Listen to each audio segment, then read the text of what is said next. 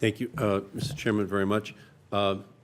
McMahon, we talked in my office. I raised this issue of net neutrality with you. And the reason I did was that it's not really well understood that 68% of all venture capital goes to software and internet startups. And they're small businesses just beginning. And one of your counterparts over at the Federal Communications Commission, the new chairman designate, is talking about repealing those rules, which really does make it possible for new startups to be able to reach all 320 million people in America, which is the business model. Then the venture capital, other investment money flows that way. And again, we have that next generation of startups. Are you familiar with that net neutrality issue, and what is your kind of general philosophy towards those areas of economic development in the small business area in our country? Thank you very much, Senator. I think yesterday when you and I spoke about it, I said, thank you for informing me of this and educating me more about this. I have not dealt with net neutrality in any of the the businesses that I've been involved in. I understand your concern from yesterday that we don't want any restrictions on access to the internet because it can impede small businesses. So I'd like to continue to learn more about that and to learn more from you about that and how it can be used most effectively. And I thank you. SBIR, some staggering numbers from Massachusetts since the program was created in 1982. Massachusetts small companies have received 20,000 small business grants, and 2,300 new firms were created out of those grants, creating tens of thousands of new jobs in our state. And we very much rely upon SBIR grants as part of our long-term business planning.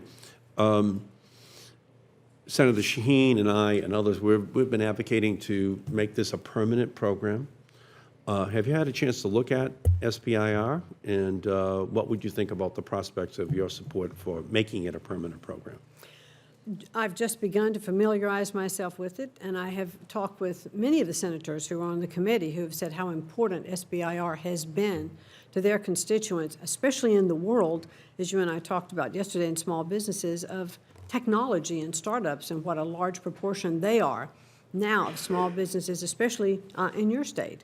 So I want to delve more into that and to see how we can best utilize SBIR to make sure if we need to enhance it, let's do that. If we need to make it permanent, I want to know why that's beneficial. So I'd like to continue to learn from you and Ranking Member Shaheen and others about that. Okay, thank you. And climate change. Climate change is real.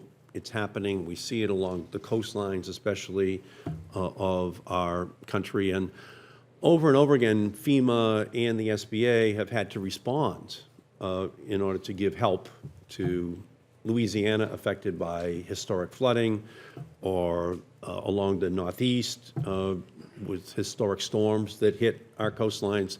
And in each instance, FEMA and the SBA have responded to these natural disasters.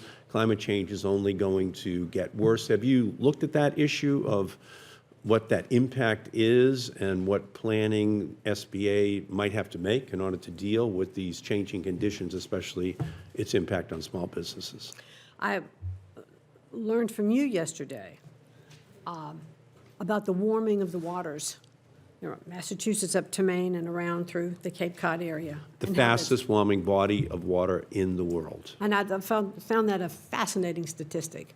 And you indicated to me how it's driving the cod north, lobsters north, and so the fishery industry there is really being impacted by that climate change. Those are very real statistics that I want to learn more about and to know not only as it relates to Massachusetts, but where else in our country where small business, I think, can be affected, and we should take a more active role.